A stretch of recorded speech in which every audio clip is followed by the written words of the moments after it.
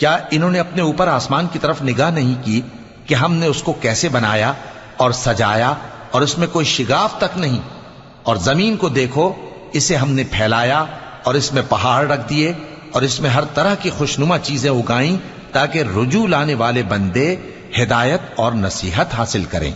اور ہم نے آسمان سے برکت والا پانی اتارا اور اس سے باغ اگائے اور کھیتی کا اناج اور لمبے لمبے کھجور کے درخت جن کا گابھا تہ بتہ ہوتا ہے، یہ سب کچھ بندوں کو روزی دینے کے لیے کیا ہے۔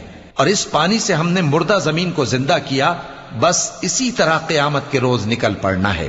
ان سے پہلے نوح کی قوم اور کنویں والے اور سمود والے لوگ جھٹلا چکے ہیں، اور عاد اور فرعون اور لوط کے بھائی اور بن کے رہنے والے اور تبا کی قوم، غرض ہر ایک نے پیغمبروں کو جھٹلایا، تو ہماری دھمکی بھی پوری ہو کر رہی۔